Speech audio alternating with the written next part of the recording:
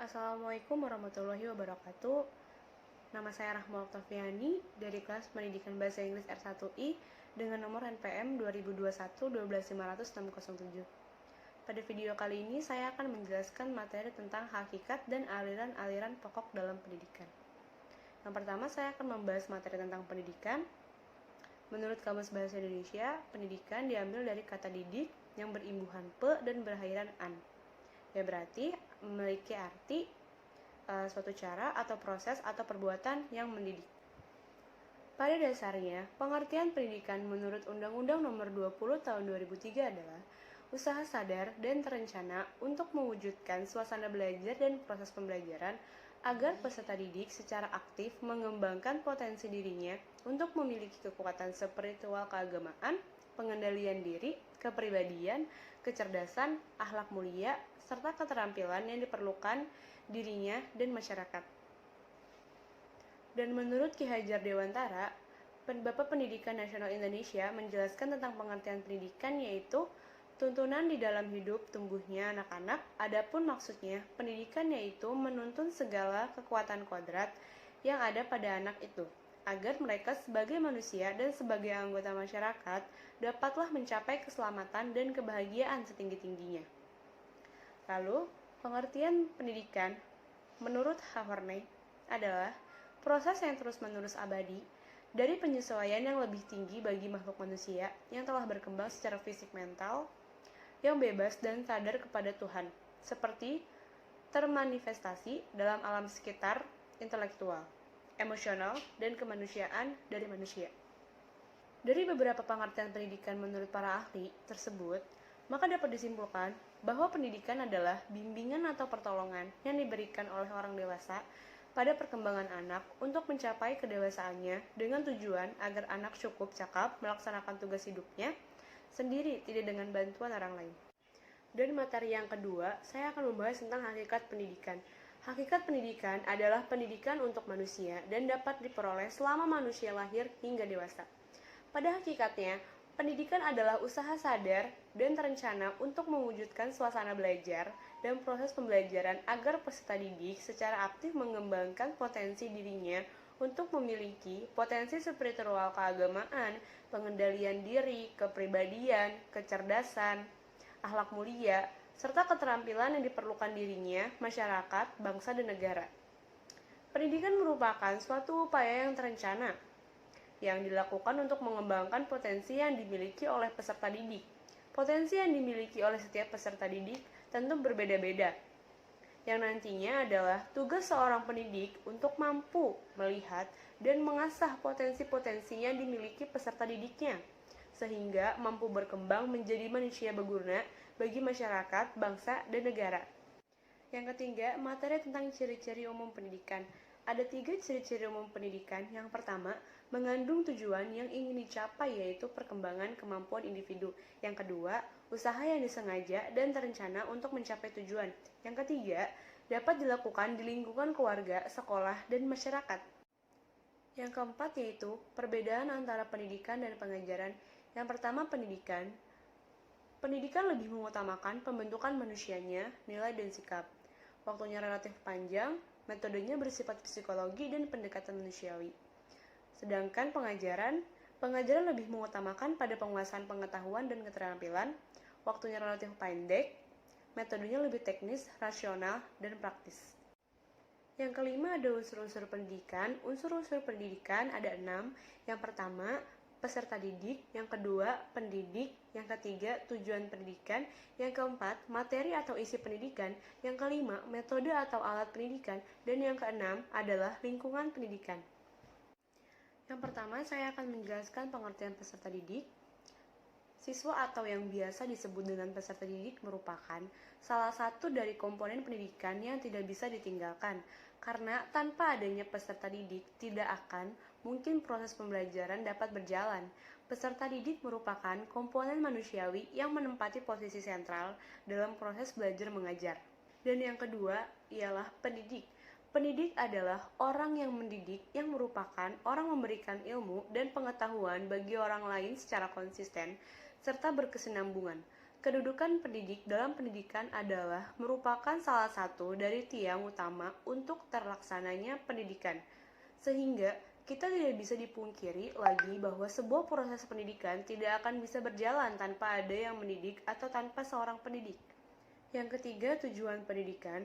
Tujuan pendidikan menurut Undang-Undang Nomor 2 Tahun 1985 adalah untuk mencerdaskan kehidupan bangsa dan mengembangkan manusia yang seutuhnya, yaitu bertakwa kepada Tuhan Yang Maha Esa, memiliki pengetahuan, sehat jasmani dan rohani, memiliki budi pekerti luhur, mandiri, kepribadian yang mantap, dan bertanggung jawab terhadap bangsa. Yang keempat, materi atau isi pendidikan. Materi pendidikan sesuai dengan kurikulum yang berlaku, baik untuk kurikulum nasional maupun kurikulum muatan lokal. Yang kelima, metode dan alat pendidikan. Metode adalah suatu cara yang dilakukan oleh pendidik untuk menyampaikan isi dari suatu pendidikan, sedangkan alat ilmu pendidikan adalah suatu perantara atau suatu alat yang digunakan untuk menyalurkan ilmu atau isi dari ilmu pendidikan oleh pendidik kepada anak didik. Yang keenam ada lingkungan. Lingkungan merupakan faktor yang mempengaruhi proses pendidikan yang dilakukan. Lingkungan pendidikan terdiri dari tiga. Yang pertama, lingkungan keluarga. Yang kedua, lingkungan sekolah. Dan yang ketiga, lingkungan masyarakat. Materi yang selanjutnya yaitu aliran-aliran pokok dalam pendidikan. A. Aliran konvensional. Aliran konvensional merupakan pandangan atau pendapat yang membahas tentang faktor-faktor yang menentukan perkembangan manusia dan kepribadiannya. Dan yang B. Gerakan aliran baru. Gerakan baru dalam pendidikan merupakan upaya yang dilakukan untuk mencari perbaikan dan peningkatan mutu pendidikan, khususnya perbaikan dalam proses pembelajaran. Macam-macam aliran konvensional. Aliran konvensional ada 4. Yang pertama, aliran empirisme. Yang kedua, aliran nativisme. Yang ketiga, aliran naturalisme. Yang keempat, aliran konvergensi. Yang pertama, ada aliran empirisme.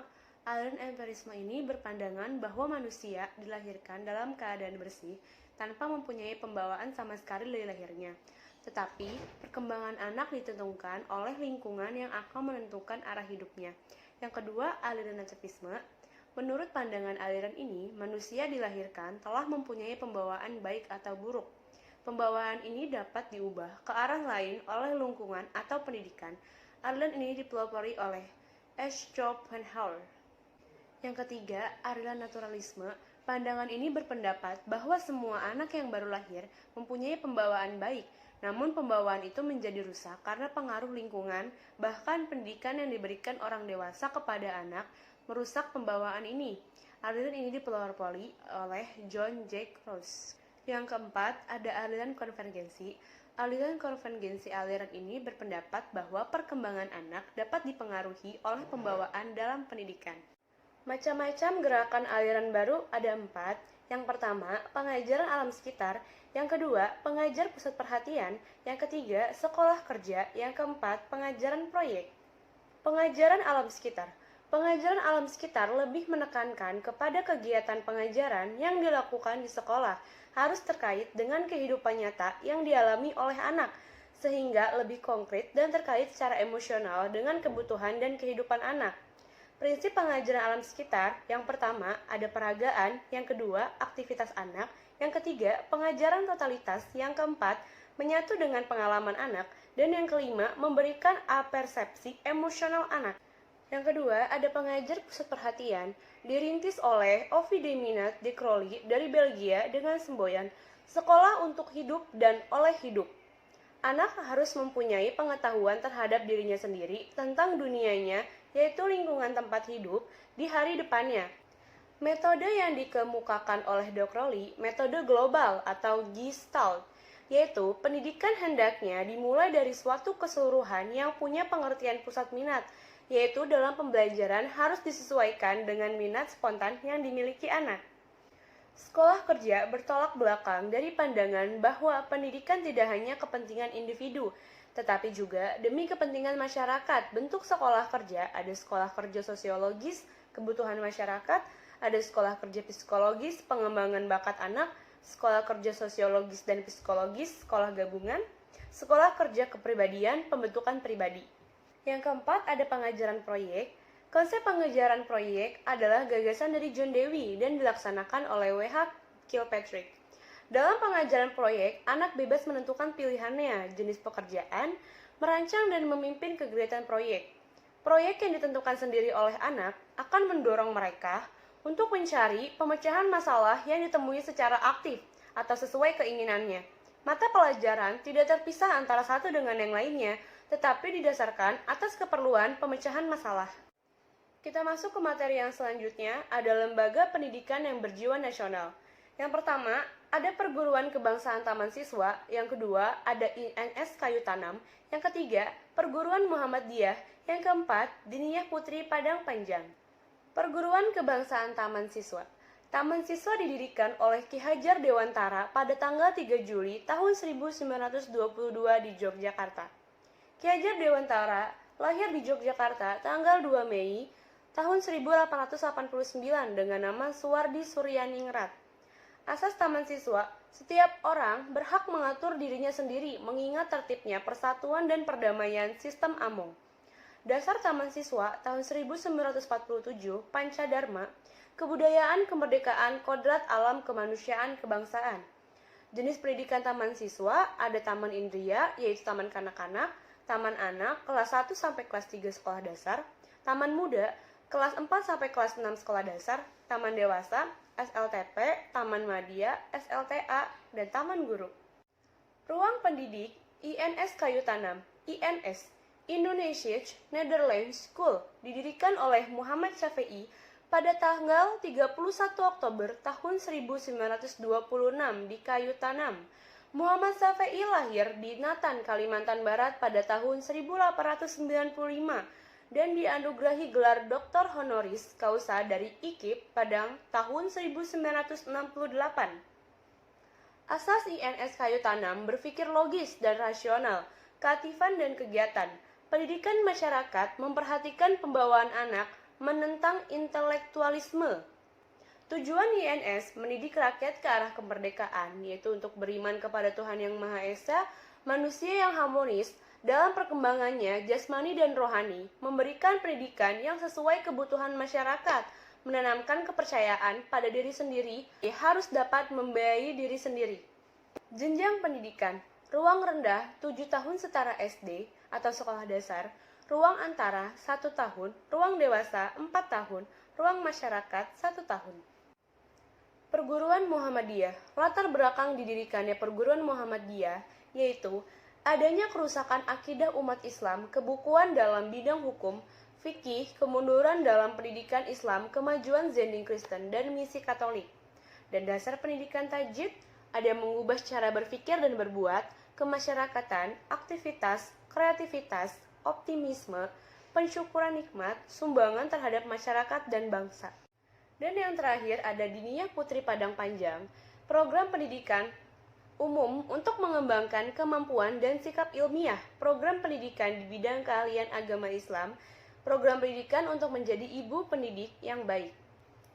Jenis pendidikan sekolah taman kanak-kanak Islam, ada sekolah Diniyah Putri Rendah, Diniyah Putri B, SLTP, Diniyah Putri C, Sekolah Kuliatul Mualimat, Sekolah Guru, Perguruan Tinggi Diniyah Putri. Kesimpulan, jadi dapat saya simpulkan dari materi yang saya jelaskan tentang hakikat pendidikan dan aliran-aliran pokok dalam pendidikan adalah: yang pertama, pendidikan sangat penting untuk diajarkan kepada anak-anak. Yang kedua, pada hakikat pendidikan ialah mewujudkan suasana belajar dan proses pembelajaran agar peserta didik secara aktif mengembangkan potensi dirinya. Yang ketiga, pada aliran pendidikan, yaitu pemikiran-pemikiran yang pembaharuan dalam dunia pendidikan dan dapat menentukan perkembangan manusia dan kepribadiannya. Jadi, hanya itu saja yang bisa saya simpulkan dari materi yang saya jelaskan. Kurang lebihnya saya mohon maaf apabila ada kesalahan. Wassalamualaikum warahmatullahi wabarakatuh.